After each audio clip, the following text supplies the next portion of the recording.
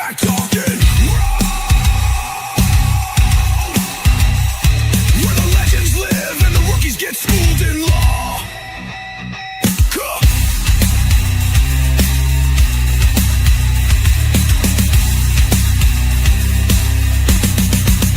This ain't just talk. This is smack talking raw. You ready, Pinky? Judge always Ron. Let's lay the smack down. Boom.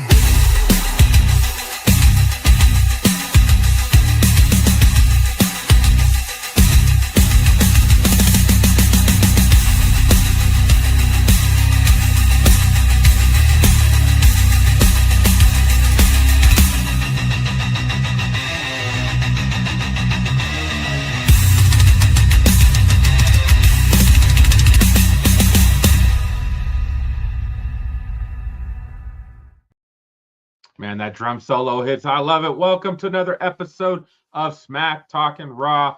I'm your boy Pinky, and we got Rostradamus on location. What is up, partner?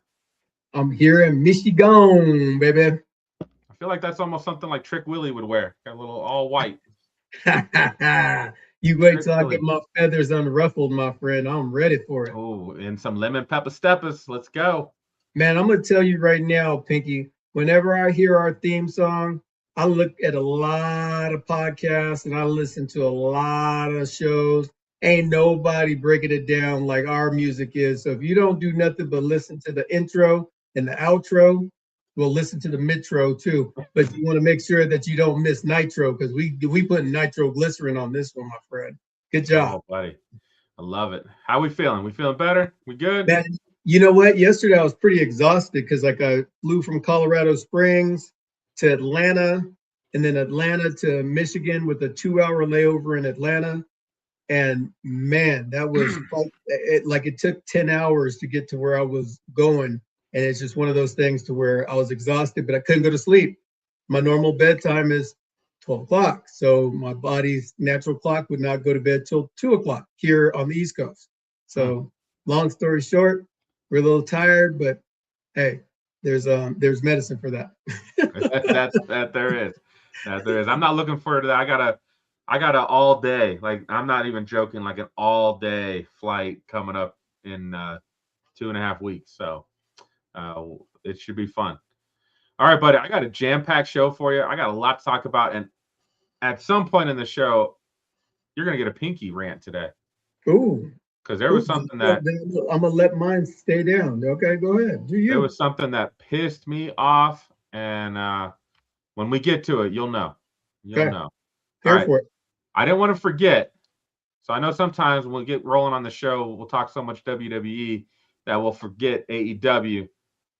Man, I got to tell you, Swerve Strickland versus Kenny Omega, #1 contender. And Kenny Omega is an executive vice president of AEW. His executive vice president title was on the line, and the #1 contender was on the line. What a freaking match these two guys had, man. What a freaking match. It was awesome. Like, did you get to catch that one at all? I know it was on Dynamite. I didn't get a chance to catch that one. Talk to me about it. Oh, man. Whenever these guys get in the ring, it's spectacular, man. I love Swerve Strickland's most dangerous, slogan. Kenny Omega. They just put on such a freaking match. All right. Well, we got some people in another country. All right. Appreciate you, man. Good job. Back and forth, a couple false finishes, right? Kept the crowd on the edge of their seat. It was like 30 minutes to start the show, commercial free. Yeah. It was awesome, man. I started thinking more and more. I know we've talked a little bit about like AEW versus WWE. What I'm noticing is that WWE is completely, you can tell it's over choreographed. It's overproduced. It looks like a dance. AEW looks like an actual fight. Like, I don't know if it's because they're calling more stuff in the ring. or if the wrestlers know how to work with each other and go through it. But AEW, like when I watch those matches, I feel like I'm watching a fight versus watching a dance. Yeah. I agree. Like whenever I've had a chance to sit down and just really pay attention to AEW broadcasting, their whole shtick is like kind of off the cuff. Like they come down to the ring and they talk trash, and it's like they're really talking trash. They're not like, okay, I'm running to the ring, I'm out of breath. Now I'm going to start a brawl. Now I want to say some things or whatever the case may be. They're actually like, no, F you. And like the cursing, it could be taken one way or another. And I'm not a prude, so I get it, but like there's a place for it, right? But even in that out of place, that makes the product so much more rich, because it's like, you know what, like if I'm really pissed off at you, I might call you a bitch. You know what I mean? I might call you out a name so I can make sure that you really want to fight me, as opposed to like WWE. All of a sudden we have a match like Gunther and Seth Rollins out of nowhere. Anyway, that was my rant. I'm not stealing your rant, but you know what I'm saying. Continue on, Maestro. So this was great. Kenny Omega won. He is now the number one contender leading into AEW Dynasty. They are coming back with another show Sunday, April 12th. Hopefully you're not out of town. I'm trying to plan another gathering for it. The last one was so good. It's so good. Revolution was one of the best pay-per-views in the last I don't know, a few years. It's been a few years. And I'm like, Dynasty's already got, Cage and Copeland versus FTR. They just got they've got John Moxley versus Will Ospreay. John Moxley injured Will Ospreay last year, so this will be a revenge match. And then we've got, Kenny Omega versus MJF as the headliner, man. So and the thing about this match is that you just have Kenny Omega beat Swerve Strickland, and you have MJF who recently beat Adam Page, and now they're fighting against each other. And there's an era of like, who's going to win this, right? There's not like this. Well, this person is definitely going to win because they're on a momentum. So that's the way professional wrestling used to be. The top 5 guys in AEW, when you're talking Kenny Omega and you're talking MJF, you're talking Swerve Strickland, you're talking Adam Hangman Page, and I don't know who the 5th guy might be. I think there's some arguments there. Moxley is kind of that 5th guy. Will Ospreay, they've all kind of there. At the end of the day, you don't know who's going to win. Right. I love Samoa Joe in that. Samoa Joe's up there too. I think he's hurt right now. Yeah, he's hurt, but like when he comes back, he's always in the middle of like being top contender potential for sure. But that keeps that like I don't know. Like part of me's like, well, MJF's last title run was like 2 years, and this one just got started. So is he really going to lose to Kenny Omega? And then you're just like, but Kenny Omega's really awesome. He just recently came back from injury as well. It might be time to put it on him for a little bit and let him roll. You just don't know, right? Right. So it has that intrigue to it. So I'm excited. I'm sure they'll have some more. Those are the 3 matches that have been announced so far. We're about 2 weeks out, so we got some more coming our way. We are going to talk about WrestleMania. A lot more matches got announced, so we've got a clearer picture of WrestleMania. But we're going to do just kind of a recap of the weekend. And so, all right, we got to talk about this, and this will come up when we talk about WrestleMania too. These segments that they've had the last 3-4 weeks now, between the Bellas, Charlexa, the Irresistible Forces, and Lyra and Bailey. It's the same shit every week. Every week. Like, I need something new. Yeah. Like they're having a match, and then there's 2 of them are at ringside, and they get involved, and then the match is a disqualification, and or there's something. This match happened to be somebody hit.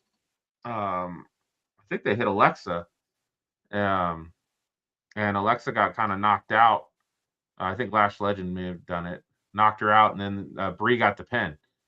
Well, okay, like it's just like I appreciate that this is. I think this will be a good match at WrestleMania. I feel like it's just lazy the way we're getting there. Yeah, the whole program, that's without saying. WWE has done a lousy job of building any anticipation with regards to WrestleMania until the last minute. It's like, oh, we got this show that we need to fill that's in April. Oh yeah, this is our biggest show, WrestleMania. Let's start throwing everything into the show to see if we can make it work out. It's ridiculous right now. And I'll go on record. I do think this WrestleMania will be a better overall product than what we got last year. Okay. But I'm not liking how we got there, and we'll talk some more about it. I'll tell you, I was really disappointed in SmackDown this week. This shit's not working. Yeah. This is not working. I don't even know like who from creative was like, okay, Rhea and Jade aren't working. Everything they do kind of sucks. They have no chemistry. I don't believe in this rivalry right now. I don't believe in this feud. Let's bring out two girls that Jade has whipped the shit out of and now have them start talking on her behalf. Right. And they were talking over each other and making it sound stupid. Like I just can't deal with it, man. Like I watched it, but I really wanted to fast forward it. I want to be like, let me do myself a favor and fast forward this and get to the next segment because this was just garbage. Yeah, they've really done Jade a disservice for her rest of her WWE tenure with this poor title reign. And it's not her fault. Like at the end of the day, they tried to create the tag team division. They looked to have a relationship between Jade, and they were probably waiting for Bianca, and Naomi leaving didn't help. But she's had nobody that she's fought against to defend the title against since October or November. I mean, she's fought both of these girls. I don't think they were title matches, but they both had matches after she won the title. Right. They didn't do anything. Like they were throwaway matchups. I think I actually think they might actually have a decent relationship in the locker room, these three ladies. But nothing comes out on camera. Like they have no chemistry. Jade has no chemistry. This feud is just awful. One of the worst ever. And I mean, like we're going into WrestleMania time and our championships. Let's talk about championships for a minute, because I know we're going to get into the U.S. title here in just a second. I have never seen so many titles change hands before WrestleMania. Ever. It's like every time you think that there's no storyline that's sticking. The Vision beats the Usos. Okay. Now what? Was that the way to get the Vision at WrestleMania? Dominic versus Finn Balor. Well, he lost his title to Penta just a couple weeks ago. Why does that happen? It's like you have it perfectly written for Finn to now face Dominic for the Intercontinental Championship in something that could be beautiful, and now it's for nothing.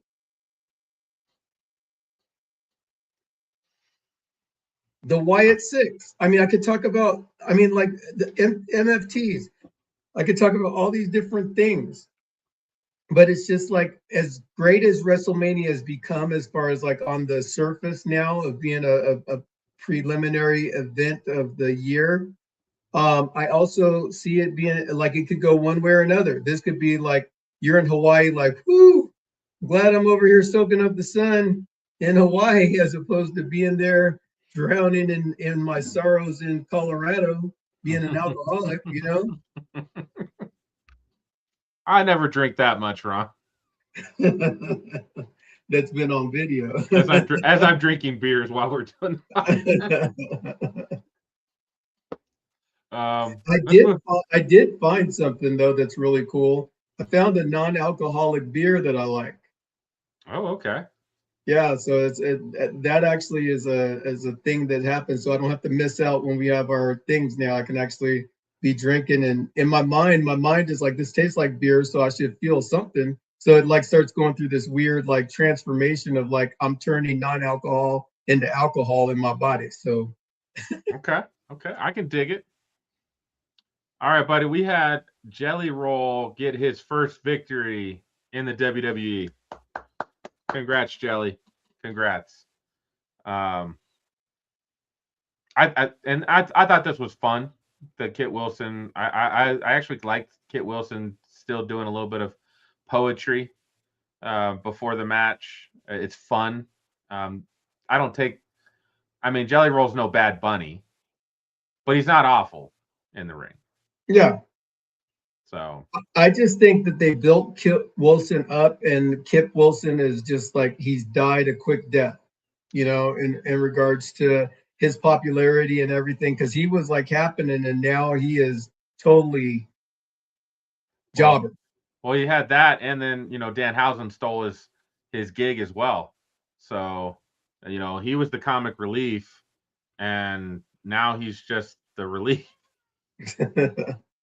So, but Welcome everybody to a Smack Talking Raw. By the way, I'm Ron Stradamus, and this is Pinky, and we are here as two wrestling fans, just doing what we do, just giving commentary about mostly WWE, and every once in a while you're going to get some commentary from AEW. So if you have something that you want to say, like, comment, or anything like that, drop it into the post. We'll see it. Pinky's got a full agenda today, so I'm going to let you roll with it. But I just wanted to welcome you. Thank you for coming and being on board. And listen to our intro and outro music, the best in the business. All right, go ahead. Pinky. you ain't lying, partner. You ain't lying. So congrats to Jelly. We'll see. I still think he's got a WrestleMania match.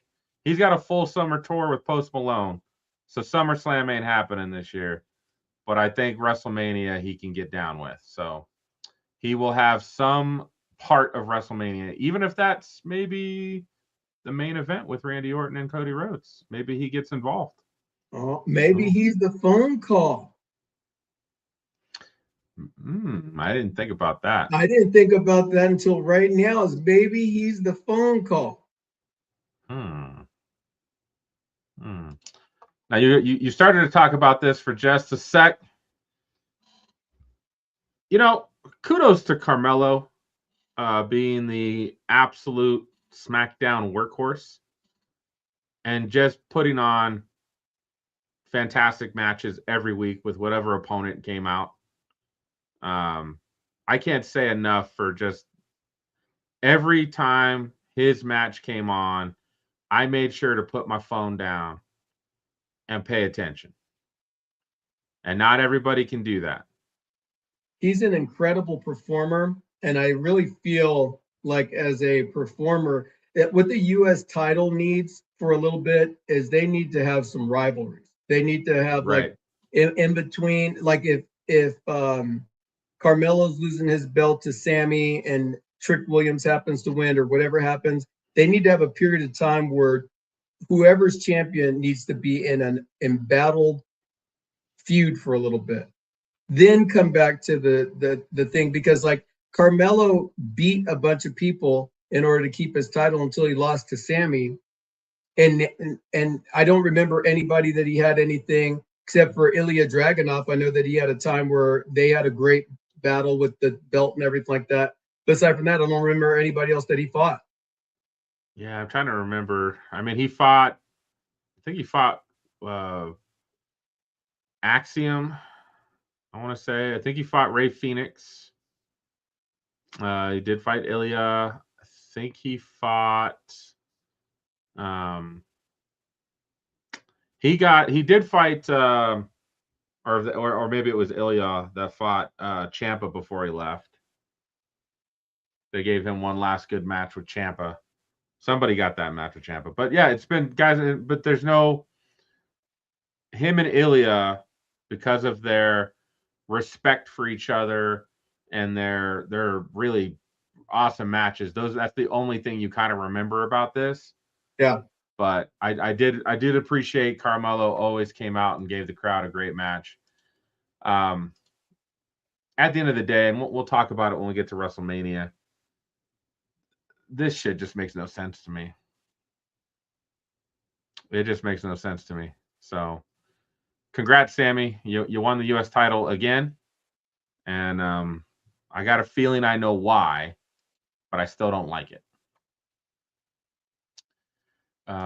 Let's see. Of course, Danhausen. This will cover Danhausen for SmackDown and Raw. His stuff is just hilarious. Did I send you the video of him and CM Punk? No. So there's a video of him and CM Punk.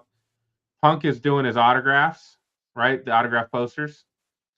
And Danhausen's sitting next to him, and he's doing it as well. And I think he's mad that Cody Rhodes signed on one of his posters. I can't remember exactly what happened, but he gets a little upset about it.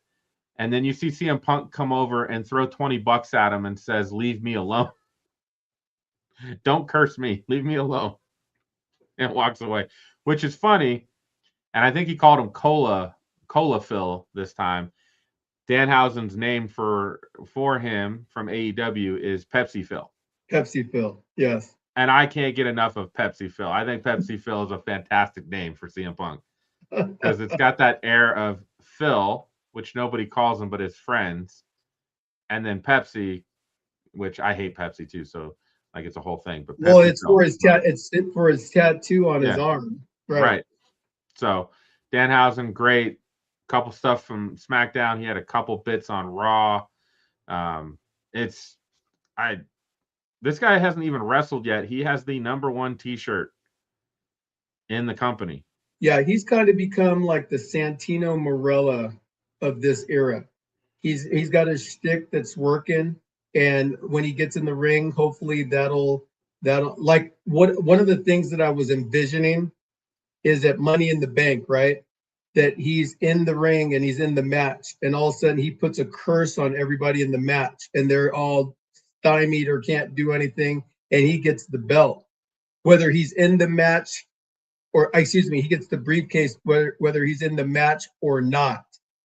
So he's got the briefcase, and now everybody's like, we got to get the briefcase from Danhausen, or he's going to be challenging the world champion, which creates this air of like freak out. You know, like, is he going to put the champ in a curse and beat him? Like, what's going to happen and all this sort of stuff. So Danhausen as your world heavyweight champion, calling it right here first. Dude, if he was in Money in the Bank and he cursed everybody as they come to the ring, and then randomly shit just starts going wrong. A guy's on the top of the ladder and slips. A guy's on the top of the ladder and the ladder just falls over. You know, you got the camera's got to move away so the wrestler can kind of move the ladder itself, but take the ladder down, right? And then you show the end of it where it's falling, and you're like, what just happened? Right. They're all cursed, right?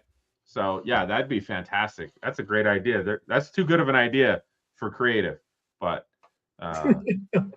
I always thought that the Wyatts back in the day, when Bray and all the boys were there, they should have come at Money in the Bank and taken the briefcase, even though they weren't in the match. And then they would have a match against everybody that was in the match for the briefcase, and it would be just a different dynamic to the Money in the Bank.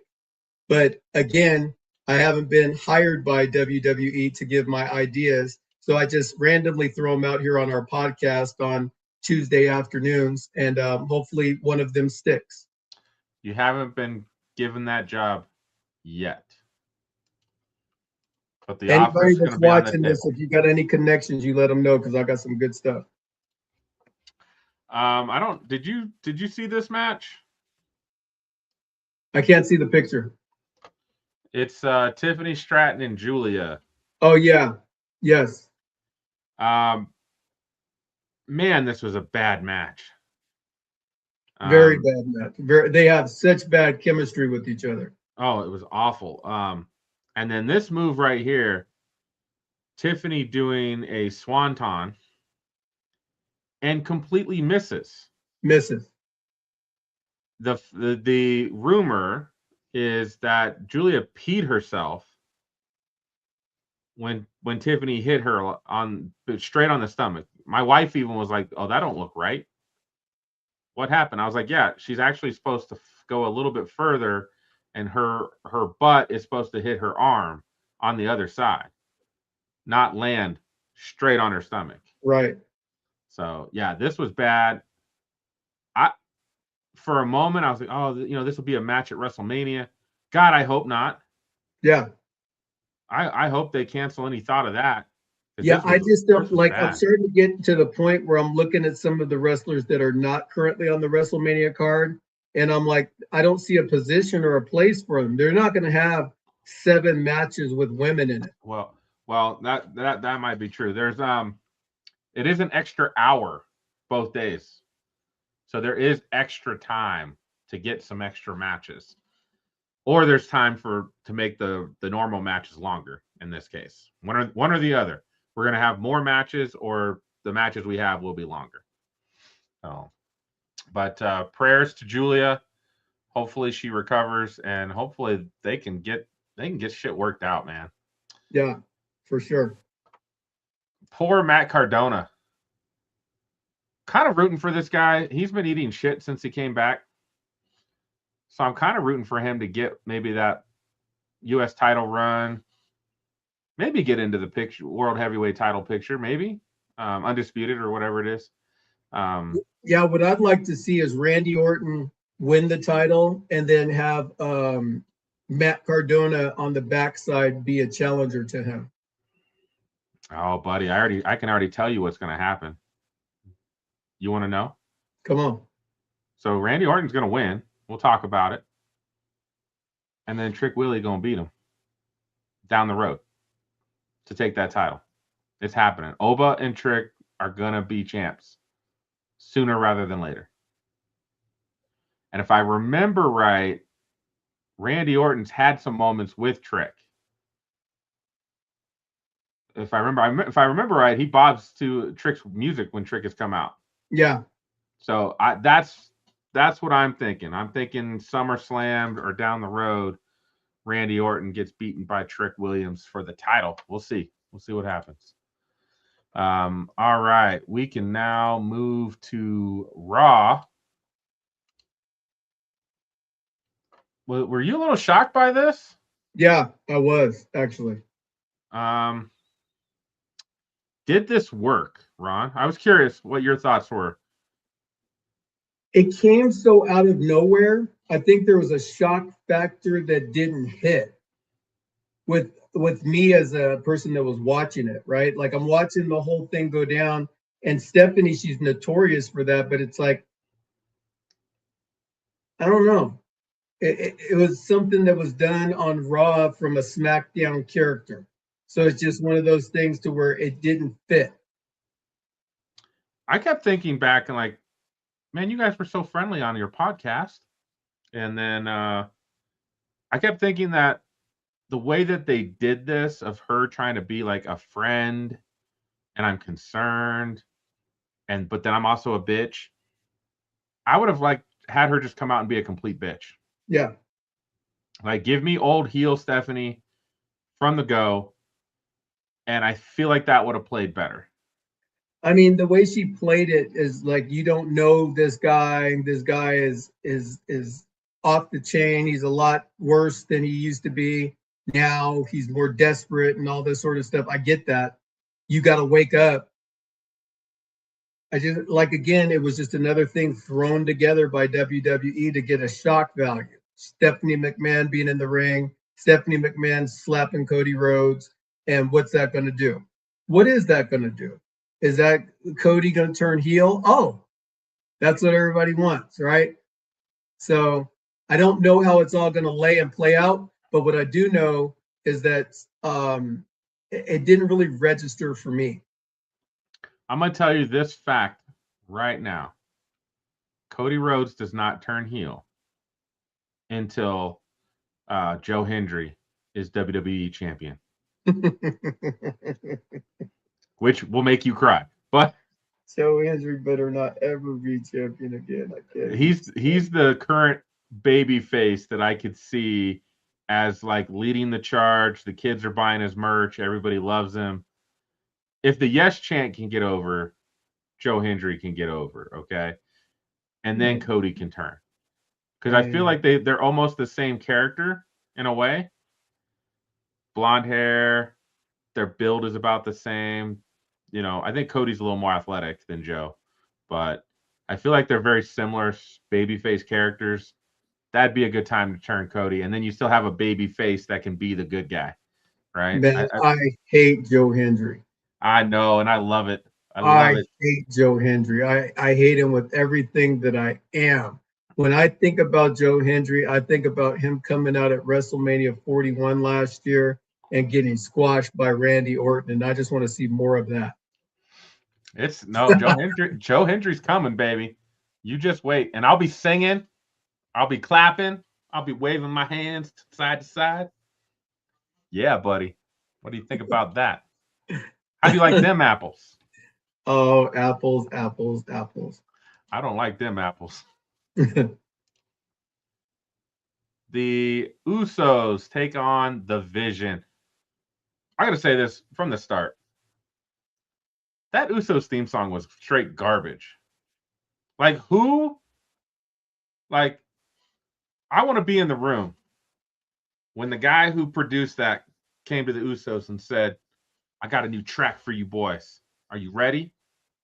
Puts it on, and then the Usos go, "I love it, man." I'd be like, "Well, I don't know what you're listening to because this is garbage."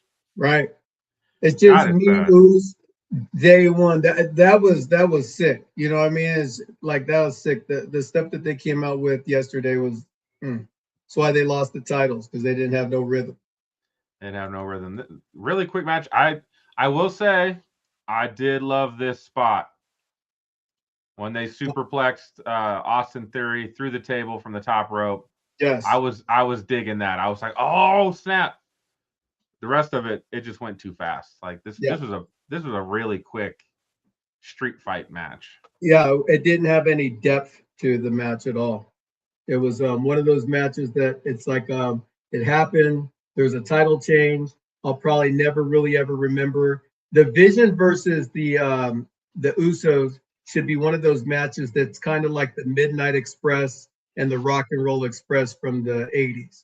It should be just one of those championship matches that you just like, or the Midnight Express versus the Four Horsemen, Tully Blanchard and Arn Anderson. It's one of those that you should just remember forever, and it just wasn't. I mean, that's a 20, 30-minute match, back and forth. All the good tag team moves. Like, there's just so much they could have done with this. I do like getting iShow Speed involved. I think that's fun. I think iShow Speed is fun. And I know he's been doing some training. So maybe this is the way that we get iShow Speed in a match at WrestleMania. Because now he's aligned with the Vision, whether he wants to be or not. Whether he wants to be or not. So I'm going to tell you another thing that the WWE is missing out on is Royce Keys. They should have Royce Keys inside of the Vision to be the muscle, so that when Braun Breaker and Bronson Reed come back, now you have some big dudes inside of that group that are really believable. But they have Royce Keys, who has had one match in WWE at the Royal Rumble, and he's done nothing since. So he's been on Main Event 3 times. 2 or 3 times. But we don't watch Main Event unless you got time on Saturday to watch it. So I don't even know where that's at. I think maybe that's still on Peacock, maybe. Or Yeah, maybe I don't know who the Speed champion is. I don't know none of it. That's in NXT. NXT is the Speed now. They took over. When did that happen? 4 or 5 months ago. Oh, wow. So who's the Speed champion? Speed champion is Ren Sinclair. She just won it off of Fallon Henry. And then Jasper Troy had it. Elio LaFleur, I think, is the Speed champ for the men. So, but yeah, you can see that every Tuesday on NXT. All right, we're gonna have to start hitting some of these Raw topics a little bit faster. Liv Morgan, I love me some Liv Morgan, baby. She plays that heel character so good, so good, so believable. So believable. I like the crazy she puts off. I dig it. I dig it. I know that about you, but then my girl Stephanie Vaquer, she's trying to show her boobs and stuff as she comes into the ring. I don't know if you heard about that malfunction. I did see that, and then I also saw that she was wearing black pants with a black thong over them. That was an interesting wardrobe choice. She was channeling her inner Lita. So, but we had Roxanne Perez came back, which is good. We missed Roxanne. She'd been gone for a little bit. Pop rocks. She had an injury that she'd been dealing with for a while that they finally said, yeah, just go get that taken care of and get back as soon as you can. So good to have her back. I think this fit. And I got to say, like, this is where you've got two women. I believe they don't like each other. I believe that these two girls will rip each other apart. This is what Jade and Rhea should be, but it's not. And I don't know how to fix that at all. These two girls get it. Yeah, it's believable that they don't like each other, especially it's like, tu mama es basuda. So she is like, I was like, ooh, you call my mom basuda, it's gonna be basuda you. I was doing dishes and watching Raw, and I went, I don't know what she just said, but it wasn't nice. Basuda is trash. Yeah, it was not nice. Liv was being mean. Not nice. All right, coming back again. We had the same segment on Raw that we had on SmackDown. And this again led to the fatal four-way tag team match. I don't know if we call that an 8-way. I don't know, but this will be at WrestleMania, so we'll talk about that more in details. But again, same thing. We got a title match. It gets interrupted, count out or disqualification. Again, nothing different over the last 4 weeks, and I'm just thinking like we've got some talented women in this ring right now, and we couldn't come up with a little bit better story than this. Yeah, it's like they're entertaining themselves and creative. They're like, you know what, we can do this for a few weeks. Well, we could even do this for a few months, and that'll buy us some time until it's like, this is crap, man. This is really bad. You're on Netflix. You can do whatever you want to do, and this is what you come up with week after week. What did you think about this? I can't see the picture. Are you on? Oh, it's Oba. It's Oba running over two dudes. Oh yeah. So Oba, I love what they're doing with Brock and Oba, and the thing that I love about it is that they're letting them have enough interaction with each other to where it's like Oba is powerful. You can see Brock is kind of like, I got to size this one up to figure it out. And I'm not sure if Brock is going to figure it out or if they're going to go to a double disqualification or whatever. But this is your main event for WrestleMania, in my opinion. Dude, this guy getting thrown by Oba, I hope he got paid hazard pay. Because when he landed, that shit looked like it hurt really bad. Yes. I was like, that's no normal bump. Like, first of all, when he ran through the two guys to start with the force that he hit them, I was like, oh, damn. Yeah. And then he picks this guy up and throws him. Oh, my Lord. Oh, yeah. Hopefully he got paid. Now, I got to say something. This ain't my rant. But this segment still made Brock look like a bitch. It is what it is. I don't like it. It gets me feeling like they're going to screw this match up and we are going to have a squash match.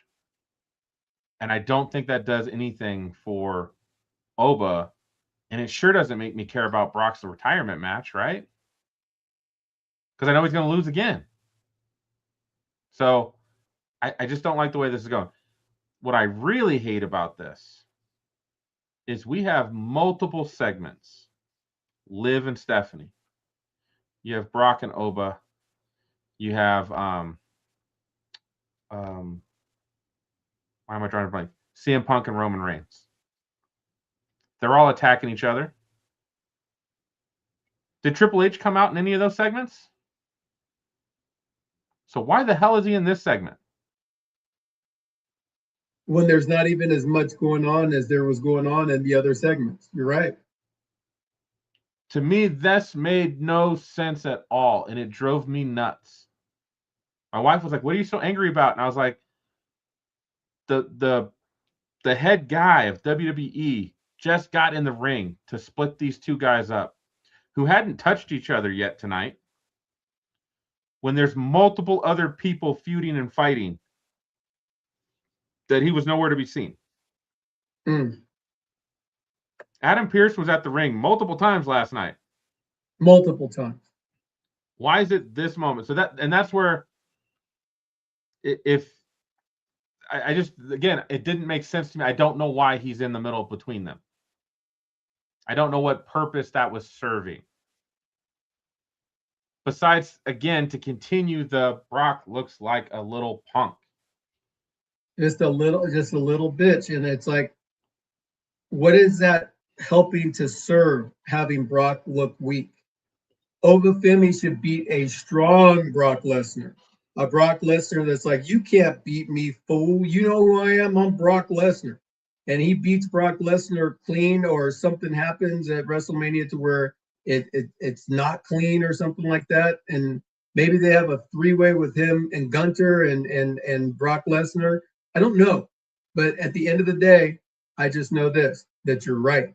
They're booking him like a B-I-T-C-H. And I'm not even a big Brock Lesnar fan. But to me, and maybe this is because they let him beat the shit out of John Cena again for no reason, which John says, we wanted to make Brock look big and strong. Well, great. To what point? If Obo's coming in and just beating the crap out of Brock, then do we just be like, oh yeah, Obo would have beaten the crap out of Super Cena? Like it wouldn't have mattered. Like I hate it. I hate it. All right. Kudos to Penta. He is the Raw workhorse over the last year and always puts on great matches. The fans love him. Him and Kofi Kingston. Great match. And started to sow some discourse between him and Grayson Waller.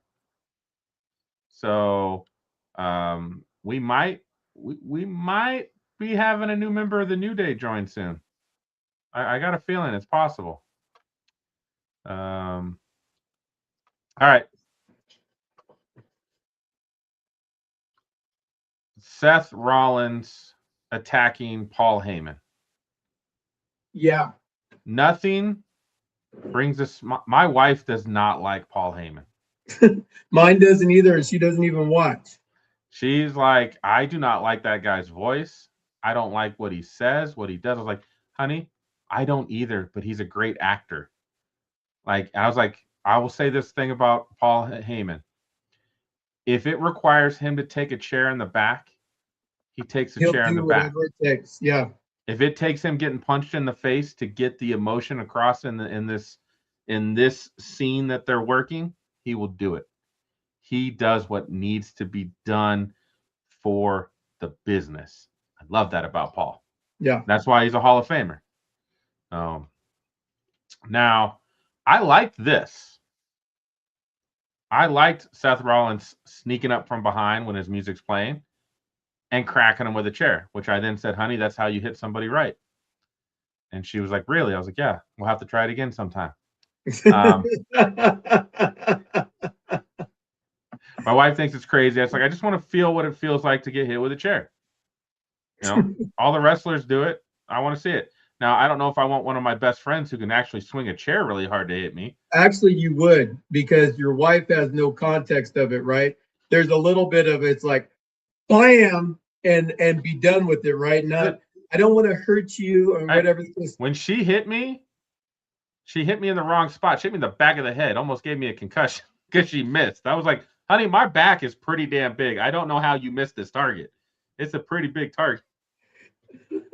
Oh, we'll have to do that again sometime. We'll film it. We'll put it on the show. We'll have a good time.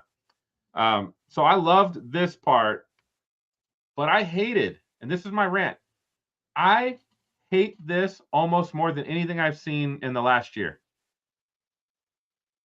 Can you guess why I hate this so much, Ron?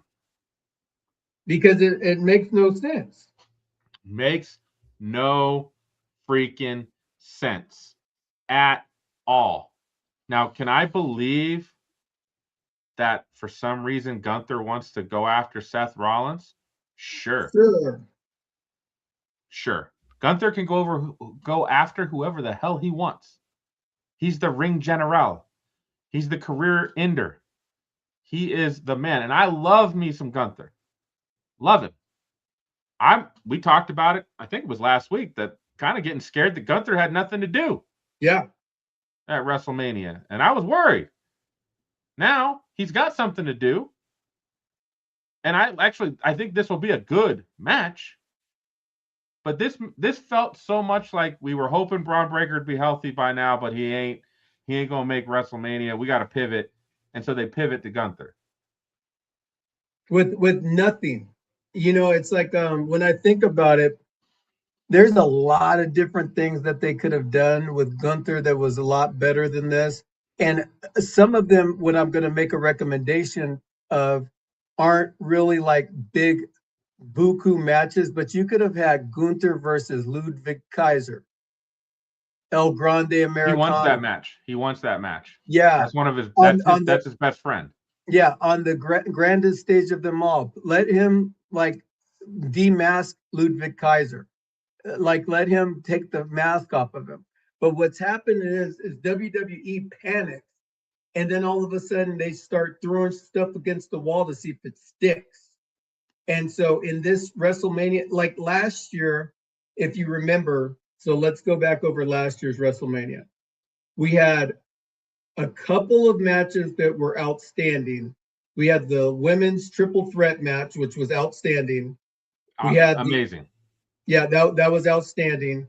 We had the triple threat with Roman, CM Punk, and Seth Rollins was pretty damn good. Yeah, that was pretty damn good too.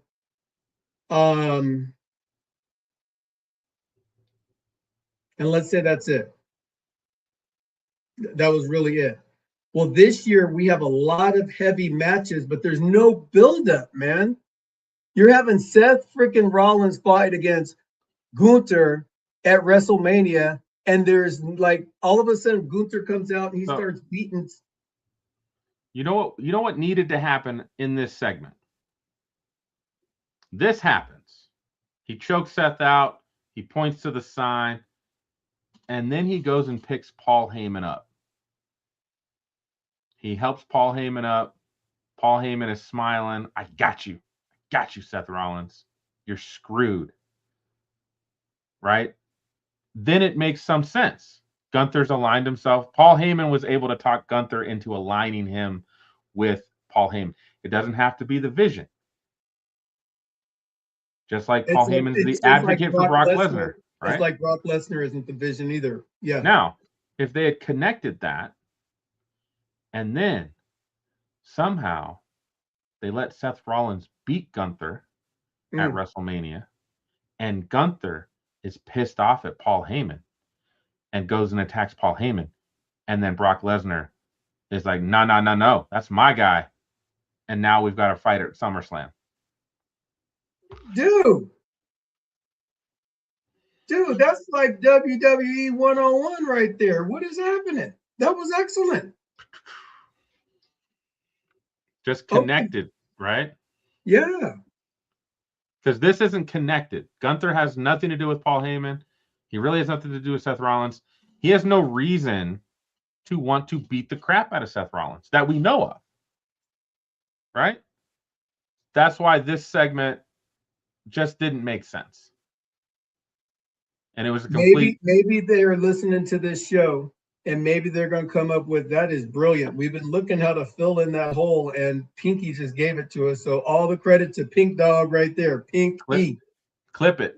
Let's clip it and then let's put it. I'll send it out to WWE Universe and see if anybody can pick it up, because that's how you make that make sense. And then we can connect it to Brock Lesnar for Brock Lesnar's retirement match, which we want to see Gunther retire. The Gunther Brock Lesnar match has been a dream match for a couple years now. Yeah. And now with Gunther being like the career ender and retiring everybody, it would make sense. Now, I think we need to change up the strategy after he retires Brock Lesnar. Like, we can't just have him always just retiring folks, because we're going to run out of folks to retire. Yeah. But we can do it this one last time, and then we can change Gunther's whole story up. Let's see. This is a great match. I did like Io Sky and Raquel Rodriguez. And now I think we're going to get... I mean, we got to be getting Asuka, Kairi Sane, and Io in a match. A triple threat. That just seems to make sense. At WrestleMania? At WrestleMania. I feel like Io Sky's got to be at WrestleMania. And I do feel like Io Sky, Asuka, and Kairi Sane can put on quite a match. Now, that might leave Raquel on the outside looking in. Raquel has nothing going on for WrestleMania. The Judgment Day has kind of left her behind. Yeah, they have. So, the Judgment Day should be blown up. It's not really needed it right now. So, man, you brought some incredible content to the foray today. And I just want to add, as we go into CM Punk versus Roman Reigns at WrestleMania, I think this is one of the most important bouts in the history of WrestleMania. CM Punk versus Roman Reigns. And the reason why I say that is that the eyes of the WWE universe is starting to like do this. There's a cute chick in the room, and I don't know how to get her number, but I'm sure I'm curious about it. And that's called AEW. And they got young guys like Will Ospreay.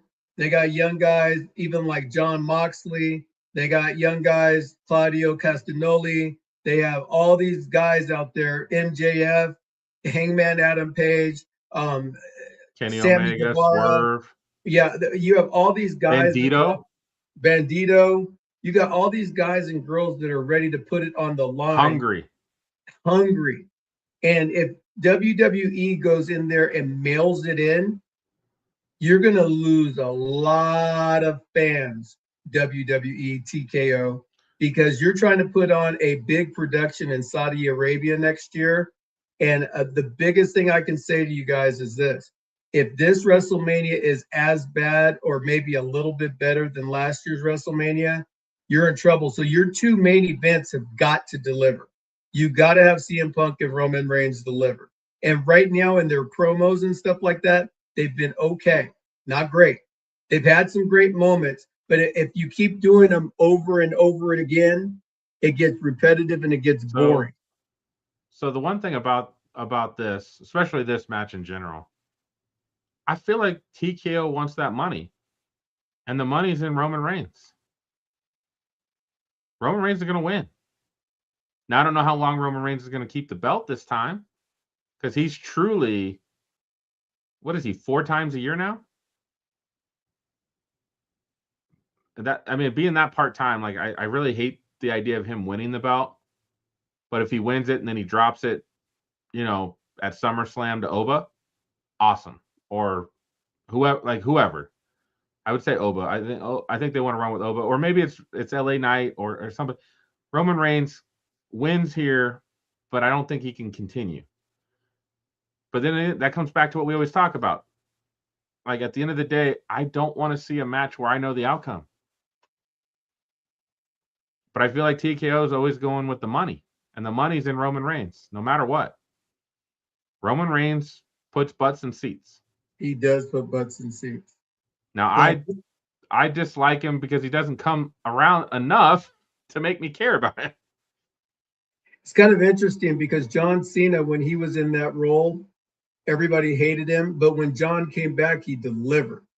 And so Roman Reigns has kind of become that guy to where when he comes back, he does deliver. But is this his last chance at having a big time championship match that runs in his favor? We'll have to see on April 19th. Yeah, I don't know how much longer. I don't know. He keeps saying he wants to do the Hollywood thing and wrestling, and I just don't think that's like. I just don't think that can be done.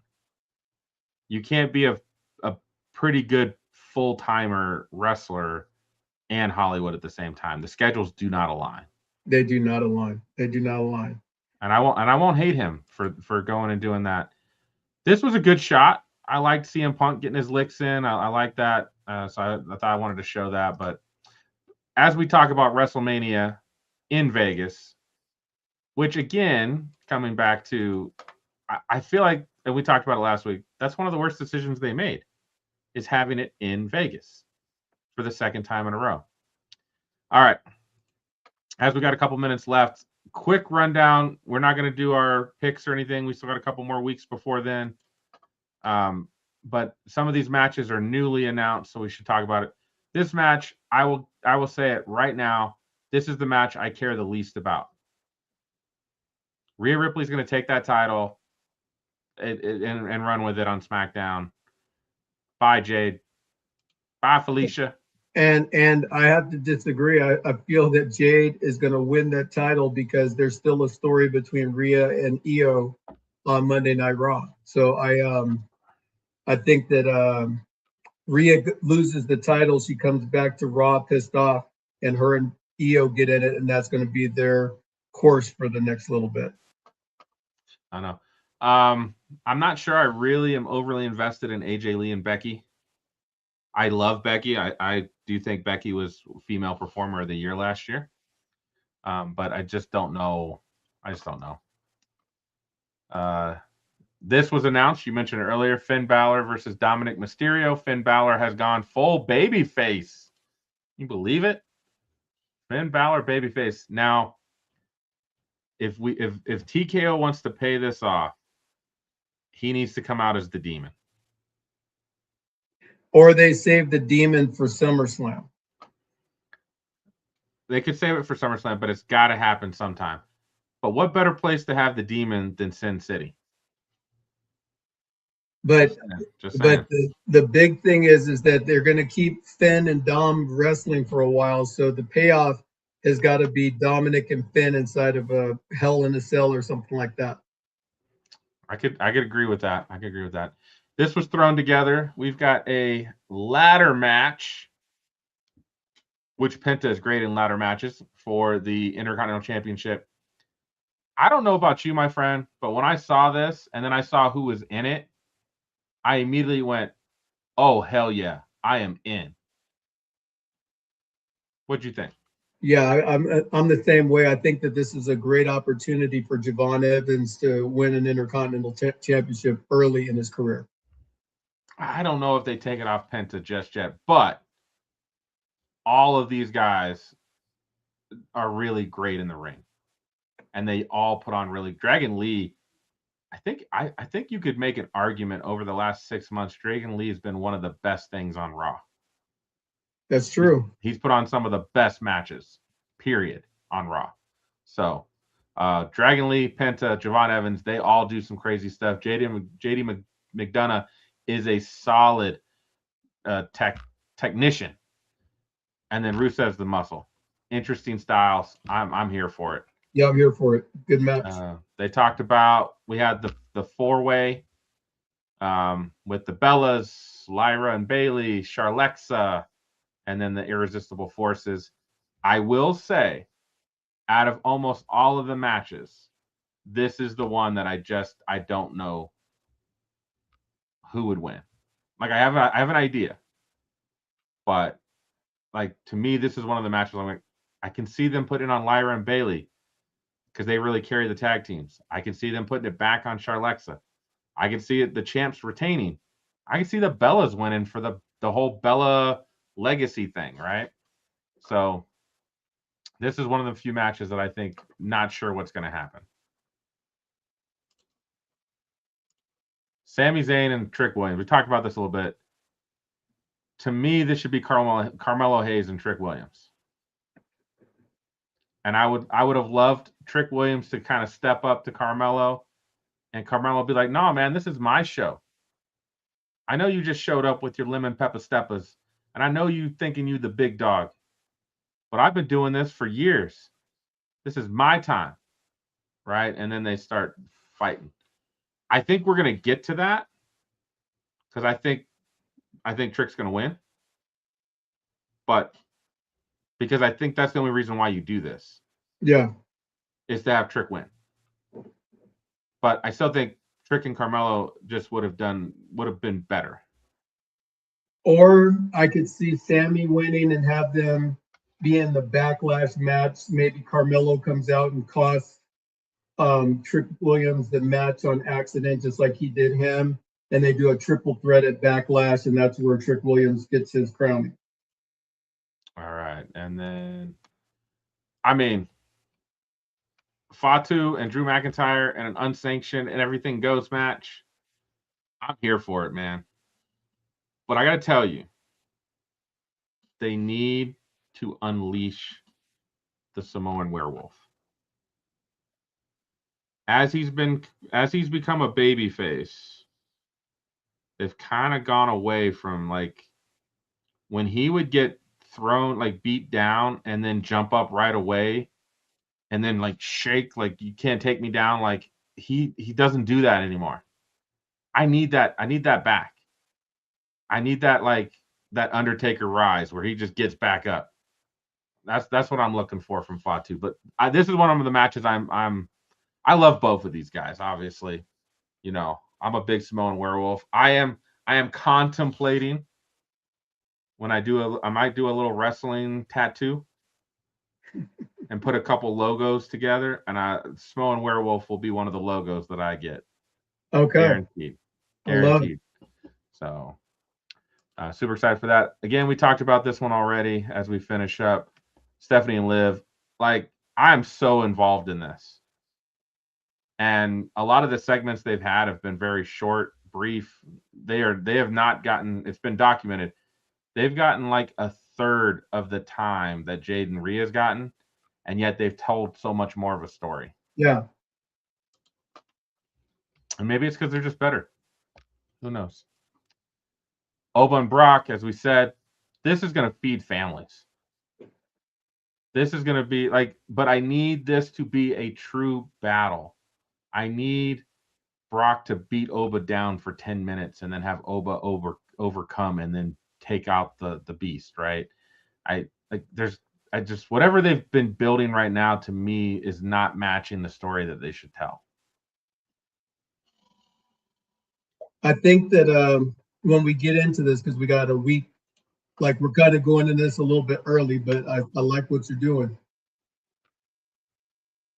We'll talk more about it next week because I don't want to keep everybody online too long. And then we got Randy and Cody, which their stuff's been okay. It's not bad. It's like Roman and Punk. It's been okay. But both of those matches, they're going to be the main events of night 1 and 2. They have to deliver. They have to deliver. Because as you mentioned, no question about it has to happen.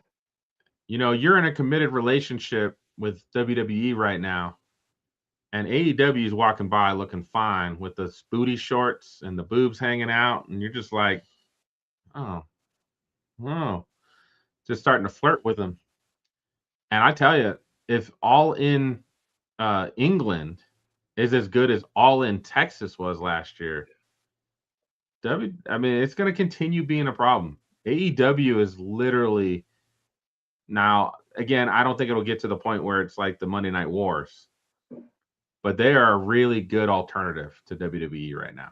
Yeah, they're an incredible alternative to WWE, and kudos to them for building a product. They got a lot of WWE high-up execs that came over there. I know that, you know, if I didn't know any better, Triple H could be slowing down WWE's production on purpose so they can let AEW catch up because maybe there's some kind of agreement they have or whatever, because you're dealing with billionaires, right? When you're dealing with billionaires, there's no telling what it is that they'll do to get things over the way that they need to. Competition's good.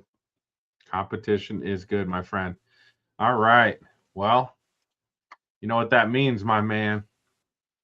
So, for those of you that are still here watching Smack Talk and Raw, we really want to thank you for participating and being a part of the show, because we do this as two wrestling fans that just love the product. If you haven't listened to our intro music, do that. It is the best in the game. Our outro is just as good, and that's going to be coming up in a minute. But if you're not down with Smack Talk and Raw and Pinky and Ronstradamus, I got two words for you, and that is sucker. Love you guys. See you next week. Yeah. Smack Talking Raw. Ron and Pinky in the house. We the main event, yo, the crowd